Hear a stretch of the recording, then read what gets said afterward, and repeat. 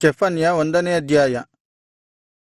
ಆಮೋನನ ಮಗನೂ ಯೆಹೂದದ ಅರಸನಾದ ಯೋಷೀಯನ ಕಾಲದಲ್ಲಿ ಕೂಷಿಯನ ಮಗನೂ ಗೆದಲ್ಯನ ಮೊಮ್ಮಗನೂ ಹಿಜ್ಕೀಯನಿಗೆ ಹುಟ್ಟಿದ ಅಮರ್ಯನ ಮರಿಮಗನೂ ಆದ ಚೆಫನ್ಯನಿಗೆ ಯೆಹೋವನು ದಯಪಾಲಿಸಿದ ವಾಕ್ಯ.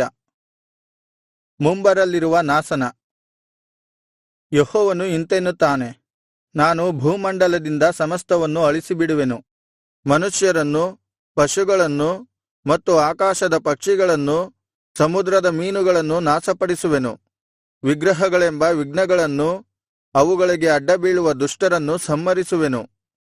ಭೂಮಿಯ ಮೇಲಿಂದ ದುಷ್ಟರ ಸಂತಾನವನ್ನು ಕಿತ್ತುಹಾಕುವೆನು. ಇದು ಯೆಹೋವನ ನುಡಿ. ಯೆಹೂದಕ್ಕೆ ದೇವರ ದಂಡನೆ ತಪ್ಪದು.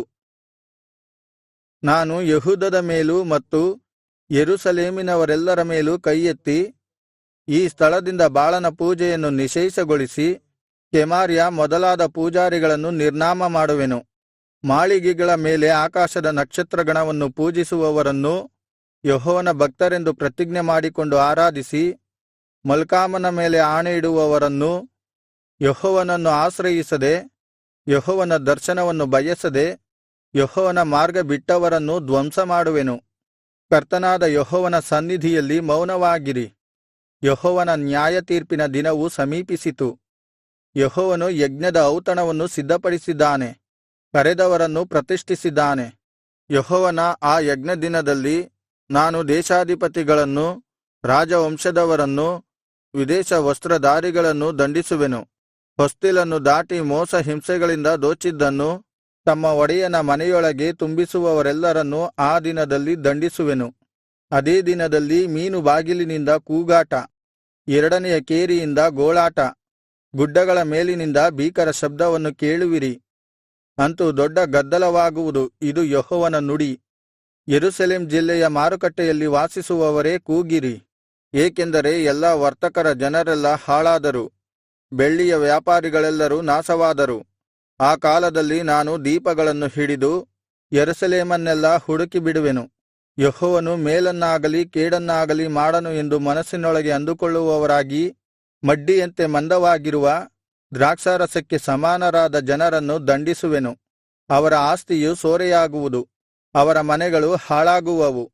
ಅವರು ಮನೆಗಳನ್ನು ಕಟ್ಟಿಕೊಂಡರೂ ಅವುಗಳಲ್ಲಿ ವಾಸಿಸರು, ದ್ರಾಕ್ಷಾತೋಟಗಳನ್ನು ಮಾಡಿಕೊಂಡರೂ ಅವುಗಳ ದ್ರಾಕ್ಷಾರಸವನ್ನು ಕುಡಿಯರು.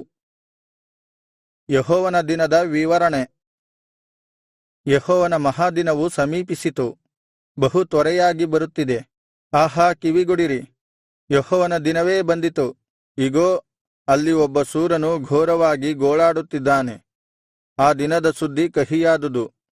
ಅದು ರೌದ್ರದ ದಿನ, ಶ್ರಮ ಸಂಕಟಗಳ ದಿನ, ಹಾಳುಮಾಡುವ ದಿನ, ಕತ್ತಲಿನ ಮೊಬ್ಬಿನ ದಿನ, ಕಾರ್ಮುಗಿಲಿನ ಕತ್ತಲ ದಿನ. ಕೋಟೆಗಳನ್ನೂ ದೊಡ್ಡ ಕೊತ್ತಲುಗಳನ್ನು ಹಿಡಿಯಲು ಆರ್ಭಟಿಸಿ ಕೊಂಬೂದುವ ದಿನ. ಯೆಹೋವನಾದ ನನಗೆ ಜನರು ಪಾಪ ಮಾಡಿದ ಕಾರಣ ಕುರುಡರಂತೆ ನಡೆಯುವ ಹಾಗೆ ಅವರನ್ನು ಸಂಕಟಪಡಿಸುವೆನು. ಅವರ ರಕ್ತವು ಧೂಳಿನಂತೆ ಚೆಲ್ಲಿ ಹೋಗುವುದು, ಅವರ ಮಾಂಸವು ಮಲದ ಹಾಗೆ ಬಿದ್ದಿರುವುದು. ಯೆಹೋವನ ರೌದ್ರದ ದಿನದಲ್ಲಿ ಅವರ ಬೆಳ್ಳಿ ಬಂಗಾರಗಳೂ ಕೂಡ ಅವರನ್ನು ರಕ್ಷಿಸಲಾರವು. ಆತನ ರೋಷಾಗ್ನಿಯು ದೇಶವನ್ನೆಲ್ಲಾ ನುಂಗಿಬಿಡುವುದು. ಆತನು ದೇಶ ನಿವಾಸಿಗಳೆಲ್ಲರನ್ನೂ ಕೊನೆಗಾಣಿಸುವನು, ಹೌದು, ಘೋರವಾಗಿ ನಿರ್ಮೂಲ ಮಾಡುವನು. ಚೆಫನ್ಯ 2ನೇ ಅಧ್ಯಾಯ. ಪಶ್ಚಾತ್ತಾಪಕ್ಕೆ ಕರೆ. ನಾಚಿಕೆಗೇಡಿ ಜನಾಂಗದವರೇ, ತೀರ್ಪು ಫಲಿಸುವುದರೊಳಗೆ ಯೆಹೋವನ ಉಗ್ರ ಕೋಪವು ನಿಮ್ಮ ಮೇಲೆ ಬರುವುದಕ್ಕೆ ಮೊದಲೇ, ಯೆಹೋವನ ಸಿಟ್ಟಿನ ದಿನವು ಉರಿದು ನಿಮ್ಮ ಮೇಲೆ ಬರುವುದಕ್ಕಿಂತ ಮೊದಲೇ ನೀವೆಲ್ಲರೂ ಸೇರಿ ಬನ್ನಿರಿ, ಒಟ್ಟಾಗಿ ಕೂಡಿರಿ. ಆ ಕಾಲವು ಹೊಟ್ಟಿನಂತೆ ಹಾರಿಹೋಗುತ್ತದಲ್ಲಾ. ಯೆಹೋವನ ನಿಯಮವನ್ನು ಕೈಕೊಂಡು ನಡೆಯುವ ಲೋಕದ ದೀನರೇ, ನೀವೆಲ್ಲರೂ ಯೆಹೋವನ ನೀತಿಯನ್ನು ಅನುಸರಿಸಿರಿ, ಧರ್ಮವನ್ನು ಅಭ್ಯಾಸಿಸಿರಿ, ನಮ್ರತೆಯನ್ನು ಹೊಂದಿಕೊಳ್ಳಿರಿ. ಬಹುಶಃ ಯೆಹೋವನ ಸಿಟ್ಟಿನ ದಿನದಲ್ಲಿ ನೀವು ಮರೆಯಾಗುವಿರಿ. ಫಿಲಿಷ್ಟಿಯರ ದುರ್ಗತಿ. ಗಾಜ ಪಟ್ಟಣ ನಿರ್ಜನವಾಗುವುದು, ಅಷ್ಕೆಲೋನ್ ಹಾಳಾಗುವುದು. ಅಷ್ಡೋದ್ ನಿವಾಸಿಗಳನ್ನು ನಡು ಮಧ್ಯಾಹ್ನದಲ್ಲಿ ಆಕ್ರಮಿಸಿ ಓಡಿಸಿಬಿಡುವರು. ಎಕ್ರೋನ್ ನಗರ ನಿರ್ಮೂಲವಾಗುವುದು. ಅಯ್ಯೋ, ಕರಾವಳಿಯಲ್ಲಿ ವಾಸಿಸುವ ಕೆರೇತ್ಯ ಜನಾಂಗವೇ, ನಿನ್ನ ಗತಿಯನ್ನು ಏನು ಹೇಳಲಿ? ಕಾನಾನೇ, ಫಿಲಿಷ್ಟಿಯ ದೇಶವೇ, ಯೆಹೋವನ ನುಡಿಯು ನಿನಗೆ ವಿರುದ್ಧವಾಗಿದೆ. ನಿನ್ನಲ್ಲಿ ವಾಸಿಸುವ ಜನರೇ ನಿಲ್ಲದಂತೆ ನಿನ್ನನ್ನು ನಾಶಮಾಡುವೆನು. ಸಮುದ್ರ ತೀರದ ಆ ಪ್ರಾಂತ್ಯವು ಹುಲ್ಲುಗಾವಲಾಗಿ, ಕುರುಬರ ಗುಡಿಸಲಾಗಿ, ಹಿಂಡುಗಳ ದೊಡ್ಡಿಗಳು ಇವೇ ಅಲ್ಲಿರುವವು. ಆ ಕರಾವಳಿಯು ಉಳಿದ ಯೆಹೂದ್ಯರ ಪಾಲಾಗುವುದು. ದನಕುರಿಗಳನ್ನು ಅಲ್ಲೇ ಮೇಯಿಸುವರು. ಸಂಜೆಗೆ ಅಷ್ಕೆಲೋನಿನ ಮನೆಗಳಲ್ಲಿ ಮಲಗಿಕೊಳ್ಳುವರು. ಅವರ ದೇವರಾದ ಯೆಹೋವನು ಅವರನ್ನು ಪರಾಂಬರಿಸಿ ಅವರ ದುರವಸ್ಥೆಯನ್ನು ತಪ್ಪಿಸುವನು. ಮೋವಾಬ್ಯರ ಮತ್ತು ಅಮ್ಮೋನ್ಯರ ದುರ್ಗತಿ. ಮೋವಾಬ್ಯರೂ ಅಮ್ಮೋನ್ಯರೂ ಅಹಂಕಾರದಿಂದ ನನ್ನ ಜನರ ಮೇರೆಯನ್ನು ಮೀರಿ ಅವರನ್ನು ನಿಂದಿಸಿ ಅವರ ಮೇಲೆ ಹೊರಿಸಿರುವ ದೂರು ದೂಷಣೆಗಳು ನನ್ನ ಕಿವಿಗೆ ಬಿದ್ದಿವೆ. ಇಸ್ರಾಯೇಲರ ದೇವರಾದ ಸೇನಾಧೀಶ್ವರನಾದ ಯೆಹೋವನು ಇಂತೆನ್ನುತ್ತಾನೆ, ನನ್ನ ಜೀವದಾಣೆ, ಸೊದೋಮಿನ ಗತಿಯೇ ಮೋವಾಬಿಗೂ ಆಗುವುದು. ಗೊಮೋರದ ದುರ್ದಶೆಯೇ ಅಮ್ಮೋನ್ಯರಿಗೆ ಸಂಭವಿಸುವುದು. ಆ ಪ್ರಾಂತ್ಯಗಳು ಮುಳ್ಳುಗಿಡಗಳಿಂದಲೂ ಸೌಳುಗುಂಡಿಗಳಿಂದಲೂ ತುಂಬಿಕೊಂಡು ನಿತ್ಯನಾಶನಕ್ಕೆ ಈಡಾಗುವವು. ನನ್ನ ಜನರಲ್ಲಿ ಉಳಿದವರು ಅವುಗಳನ್ನು ಸೂರೆಮಾಡುವರು. ಅಳಿದುಳಿದ ನನ್ನ ಜನರಿಗೆ ಅವು ಸ್ವಾಸ್ತ್ಯವಾಗುವವು. ಆ ಪ್ರಾಂತ್ಯಗಳವರು ಸೇನಾಧೀಶ್ವರನಾದ ಯೆಹೋವನ ಜನರನ್ನು ದೂಷಿಸಿ ಅವರ ಮೇಲೆ ಉಬ್ಬಿಕೊಂಡು ಬಂದುದರಿಂದ ಅವರ ಅಹಂಕಾರದ ನಿಮಿತ್ತವೇ ಅವರಿಗೆ ಈ ಗತಿಯಾಗುವುದು. ಯೆಹೋವನು ಅವರಿಗೆ ಭಯಂಕರನಾಗುವನು. ಲೋಕದ ದೇವರುಗಳನ್ನೆಲ್ಲಾ ನಾಶಮಾಡುವನು. ಸಮಸ್ತ ಜನರು, ಪ್ರತಿಯೊಂದು ಪ್ರಾಂತ್ಯದ ನಿವಾಸಿಗಳು, ಸಕಲ ಜನಾಂಗಗಳವರು ತಮ್ಮ ತಮ್ಮ ಸ್ಥಳಗಳಲ್ಲೇ ಆತನನ್ನು ಆರಾಧಿಸುವರು. ಕೂಷಿನ ದುರ್ಗತಿ. ಕೂಷಿನವರೇ, ನೀವು ಸಹ ನನ್ನ ಖಡ್ಗದಿಂದ ಹತರಾಗುವಿರಿ. ಅಶ್ಶೂರ್ಯರ ದುರ್ಗತಿ. ಯೆಹೋವನು ಉತ್ತರಕ್ಕೆ ಕೈಚಾಚಿ ಅಶ್ಶೂರವನ್ನು ಧ್ವಂಸಮಾಡುವನು. ನಿನವೆಯನ್ನು ಹಾಳುಮಾಡಿ ನೀರಿಲ್ಲದ ಮರುಭೂಮಿಯಂತೆ ಒಣಗಿಸಿಬಿಡುವನು.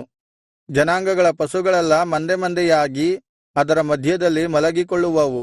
ಕೊಕ್ಕರೆಯೂ ಮುಳ್ಳುಹಂದಿಯೂ ಹಟ್ಟಿಗಳಲ್ಲಿ ವಾಸಮಾಡಿಕೊಳ್ಳುವವು. ಗೂಬೆಯು ಕಿಟಕಿಗಳಲ್ಲಿ ಮನೆಕಂಬಗಳ ಮೇಲೆ ಚಿಲಿಪಿಲಿಗಾನವು ತಂಗುವವು. ಕಾಗೆಗಳ ಕೂಗು ಹೊಸ್ತಿಲುಗಳಲ್ಲಿ ಕೇಳುವುದು. ದೇವದಾರು ಹಲಿಗೆಯ ಹೊದಿಕೆಯು ಕೀಳಲ್ಪಡುವುದು. ಈ ನಿನೆವೆಯು ಮೊದಲು ಉಲ್ಲಾಸದ ನಗರಿಯಾಗಿ ನೆಮ್ಮದಿಯಿಂದ ನೆಲೆಗೊಂಡಿದ್ದು, ತನ್ನ ಹೃದಯದೊಳಗೆ ನಾನೇ ಇರುವವಳು, ನನ್ನ ಹೊರತು ಇನ್ನು ಯಾರೂ ಇಲ್ಲ ಅಂದುಕೊಳ್ಳುತ್ತಿತ್ತು. ಅಯ್ಯೋ, ಎಷ್ಟೋ ಹಾಳಾಗಿ ಹೋಗಿ ಮೃಗಗಳು ತಂಗುವ ಕೊಟ್ಟಿಗೆಯ ಬೀಡಾಗಿದೆ. ಅದರ ಮುಂದೆ ಹಾದು ಹೋಗುವವರೆಲ್ಲರೂ ಸಿಳ್ಳು ಹಾಕಿ ಅಪಹಾಸ್ಯ ಮಾಡುತ್ತಾರೆ. ಚೆಫನ್ಯ 3ನೇ ಅಧ್ಯಾಯ. ಯೆರೂಸಲೇಮಿನ ಪಾಪ ಮತ್ತು ಬಿಡುಗಡೆ. ಅಯ್ಯೋ, ಅವಿಧೇಯತೆ ಮಲಿನವೂ ಆದ ದಬ್ಬಾಳಿಕೆ ನಡೆಸುವ ನಗರದ ಗತಿಯನ್ನು ಏನು ಹೇಳಲಿ? ಅದು ದೇವರ ವಾಕ್ಯಕ್ಕಾಗಲಿ ಆತನ ತಿದ್ದುಪಾಟಿಗಾಗಲಿ ಕಿವಿಗೊಡಲಿಲ್ಲ. ಶಿಕ್ಷಣಕ್ಕೆ ಒಳಪಡಲೇ ಇಲ್ಲ. ಯೆಹೋವನಲ್ಲಿ ಭರವಸವಿಡಲಿಲ್ಲ. ತನ್ನ ದೇವರ ಸನ್ನಿಧಿಗೆ ಸಮೀಪಿಸಲಿಲ್ಲ. ಅವರೊಳಗಿನ ಮುಖ್ಯಾಧಿಕಾರಿಗಳು ಗರ್ಜಿಸುವ ಸಿಂಹಗಳು, ಅದರ ನ್ಯಾಯಾಧಿಪತಿಗಳು ಸಂಜೆಯ ತೋಳಗಳು. ಮರುದಿನ ಬೆಳಿಗ್ಗೆ ಕಡಿಯುವುದಕ್ಕೆ ಎಲುಬೂ ಸಹ ಬಿಡದ ಕ್ರೂರರು. ಅಲ್ಲಿರುವ ಪ್ರವಾದಿಗಳು ಬಡಾಯಿ ಕೊಚ್ಚಿಕೊಳ್ಳುವವರು, ವಿಶ್ವಾಸ ದ್ರೋಹಿಗಳು. ಅದರ ಯಾಜಕರು ಪವಿತ್ರಾಲಯವನ್ನು ಹೊಲೆಗೆಡಿಸಿದ್ದಾರೆ, ಧರ್ಮವಿಧಿಗಳನ್ನು ಭಂಗಮಾಡಿದ್ದಾರೆ.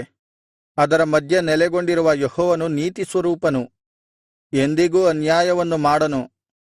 ಪ್ರತಿ ಬೆಳಿಗ್ಗೆ ತನ್ನ ನ್ಯಾಯವನ್ನು ತಪ್ಪದೆ ಪ್ರಕಾಶಗೊಳಿಸುವನು. ಅನ್ಯಾಯಗಾರನೋ ನಾಚಿಕೆಪಡುವುದಿಲ್ಲ. ಯೆಹೋವನು ಇಂತೆನ್ನುತ್ತಾನೆ, ನಾನು ಜನಾಂಗಗಳನ್ನು ಧ್ವಂಸಪಡಿಸಿದ್ದೇನೆ. ಅವುಗಳ ಕೋಟೆ ಕೊತ್ತಲುಗಳು ಪಾಳು ಬಿದ್ದವು. ಅವುಗಳ ಬೀದಿಗಳನ್ನು ಹಾಳುಮಾಡಿದ್ದೇನೆ, ಯಾರೂ ಹಾದು ಹೋಗರು. ಅವುಗಳ ಪಟ್ಟಣಗಳು ನಾಶವಾದವು, ಜನರೇ ಇಲ್ಲ, ನಿರ್ನಾಮವಾಗಿವೆ. ಇದರಿಂದ ಯೆರೂಸಲೇಮೇ, ನೀನು ನನಗೆ ನಿಶ್ಚಯವಾಗಿ ಭಯಪಡುವಿ, ಶಿಕ್ಷಣಕ್ಕೆ ಒಳಪಡುವಿ. ನಿನ್ನ ನಿವಾಸವು ನಾಶವಾಗದು. ನಾನು ನಿನಗೆ ವಿಧಿಸಿದ್ದೊಂದು ತಗಲದು ಎಂದು ಅಂದುಕೊಂಡೆನು. ಅವರಾದರೋ ಆತುರಗೊಂಡು ತಮ್ಮ ನಡತೆಯನ್ನೆಲ್ಲಾ ಕೆಡಿಸಿಕೊಂಡರು. ಯೆಹೋವನು ಇಂತೆನ್ನುತ್ತಾನೆ, ಹೀಗಿರಲು ನನಗಾಗಿ ಕಾದುಕೊಂಡಿರಿ. ನಾನು ಬೇಟೆ ಹಿಡಿಯಲಿಕ್ಕೆ ಏಳುವ ದಿನವನ್ನು ಎದುರು ನೋಡಿರಿ. ಜನಾಂಗ ರಾಜ್ಯಗಳ ಮೇಲೆ ನನ್ನ ರೌದ್ರವನ್ನು, ಹೌದು, ನನ್ನ ಉಗ್ರಕೋಪವನ್ನೆಲ್ಲಾ ಹೊಯ್ದು ಬಿಡುವುದಕ್ಕಾಗಿ ಆ ಜನಾಂಗಗಳನ್ನು ಸೇರಿಸಿ ಆ ರಾಜ್ಯಗಳನ್ನು ಕೂಡಿಸಬೇಕೆಂದು ತೀರ್ಮಾನಿಸಿಕೊಂಡಿದ್ದೇನೆ. ಲೋಕವೆಲ್ಲಾ ನನ್ನ ರೋಷಾಗ್ನಿಗೆ ತುತ್ತಾಗುವುದಷ್ಟೆ. ಯೆಹೋವನ ಸರ್ವಾಧಿಪತ್ಯ. ಆಗ ಎಲ್ಲರೂ ಒಂದೇ ಮನಸ್ಸಿನಿಂದ ಯೆಹೋವನನ್ನು ಸೇವಿಸಿ ಆತನ ಹೆಸರನ್ನೆತ್ತಿ ಪ್ರಾರ್ಥಿಸುವಂತೆ ಜನಾಂಗಗಳವರ ತುಟಿಗಳನ್ನು ಮಾರ್ಪಡಿಸಿ ಶುದ್ಧಿಮಾಡುವೆನು. ಚದರಿ ಹೋಗಿರುವ ನನ್ನ ಜನರು, ನನ್ನ ಭಕ್ತರು ಕೂಷಿನ ನದಿಯ ಆಚೆಯಿಂದಲೂ ನನಗೆ ಕಾಣಿಕೆಯನ್ನು ತಂದು ಸಮರ್ಪಿಸುವರು. ದೇವಜನರ ದೈನ್ಯಭಕ್ತಿ. ನೀನು ನನಗೆ ಮಾಡಿದ ನಾನಾ ದುಷ್ಕೃತ್ಯಗಳು ಮುಂದಿನ ಆ ಕಾಲದಲ್ಲಿ ನಿನಗೆ ನಾಚಿಕೆಗೆ ಈಡಾಗುವವು. ಆಗ ತಮ್ಮ ಅತಿ ಗರ್ವದಿಂದ ಮೆರೆಯುವವರನ್ನು ನಿನ್ನೊಳಗಿಂದ ತೊಲಗಿಸಿಬಿಡುವೆನು. ಅಂದಿನಿಂದ ನನ್ನ ಪವಿತ್ರ ಪರ್ವತದಲ್ಲಿ ಗರ್ವಪಡದೆ ಇರುವಿ. ದೀನ ದರಿದ್ರ ಜನರನ್ನು ನಿನ್ನಲ್ಲಿ ಉಳಿಸುವೆನು. ಅವರು ಯೆಹೋವನ ನಾಮವನ್ನು ಆಶ್ರಯಿಸಿಕೊಳ್ಳುವರು. ಇಸ್ರಾಯೇಲಿನಲ್ಲಿ ಉಳಿದವರು ಅನ್ಯಾಯವನ್ನು ಮಾಡರು, ಸುಳ್ಳಾಡರು. ಅವರ ಬಾಯಲ್ಲಿ ಮೋಸದ ನಾಲಿಗೆಯೂ ಇರದು. ಕುರಿಮಂದೆಯಂತೆ ಮೇದು ಮಲಗಿಕೊಳ್ಳುವರು. ಅವರನ್ನು ಯಾರೂ ಹೆದರಿಸರು. ಯೆಹೋವನ ಪ್ರಸನ್ನತೆ. ಚೀಯೋನ್ ಕುವರಿಯೇ, ಹರ್ಷಧ್ವನಿಗೈ. ಇಸ್ರಾಯೇಲೇ, ಜಯಘೋಷ ಮಾಡು. ಯೆರೂಸಲೇಮ್ ಕುವರಿಯೇ, ಹೃದಯಪೂರ್ವಕವಾಗಿ ಆನಂದಿಸು, ಉಲ್ಲಾಸಿಸು. ನಿನಗೆ ವಿಧಿಸಿದ ದಂಡನೆಯನ್ನು ಯೆಹೋವನು ತಪ್ಪಿಸಿದ್ದಾನೆ. ನಿನ್ನ ಶತ್ರುವನ್ನು ತಳ್ಳಿಬಿಟ್ಟಿದ್ದಾನೆ. ಇಸ್ರಾಯೇಲಿನ ಅರಸನಾದ ಯೆಹೋವನು ನಿನ್ನ ಮಧ್ಯದಲ್ಲಿದ್ದಾನೆ. ಇನ್ನು ಕೇಡಿಗೆ ಅಂಜದಿರುವಿ. ಆ ದಿನದಲ್ಲಿ ಯೆರೂಸಲೇಮಿಗೆ, ಚೀಯೋನೇ, ಭಯಪಡಬೇಡ. ನಿನ್ನ ಕೈಗಳು ಜೋಲು ಬೀಳದಿರಲಿ. ನಿನ್ನ ದೇವರಾದ ಯೆಹೋವನು ನಿನ್ನ ಮಧ್ಯದಲ್ಲಿ ಶೂರನಾಗಿದ್ದಾನೆ. ನಿನ್ನನ್ನು ರಕ್ಷಿಸುವನು. ನಿನ್ನಲ್ಲಿ ಉಲ್ಲಾಸಿಸೇ ಉಲ್ಲಾಸಿಸುವನು. ತನ್ನ ಪ್ರೀತಿಯಲ್ಲಿ ನಿನ್ನ ಜೀವನವನ್ನು ನೂತನಗೊಳಿಸುವನು. ನಿನ್ನಲ್ಲಿ ಆನಂದಿಸಿ ಹರ್ಷಧ್ವನಿಗೈಯುವನು. ಅವಮಾನವು ನಮ್ಮ ಪಟ್ಟಣದ ಮೇಲೆ ಹೊರೆಯಾಗಿ ಕಾಡುತ್ತಿದೆ ಎಂದು ತಿಳಿದು ಹಬ್ಬ ಉತ್ಸವಗಳಿಗೆ ದೂರವಾಗಿ ಶೋಕಿಸುತ್ತಿರುವ ನಿನ್ನವರನ್ನು ಒಟ್ಟಿಗೆ ಬರಮಾಡುವೆನು. ಆಹಾ, ಆ ಕಾಲದಲ್ಲಿ ನಿನ್ನನ್ನು ಬಾಧಿಸುವವರಿಗೆ ತಕ್ಕದ್ದನ್ನು ಮಾಡುವೆನು.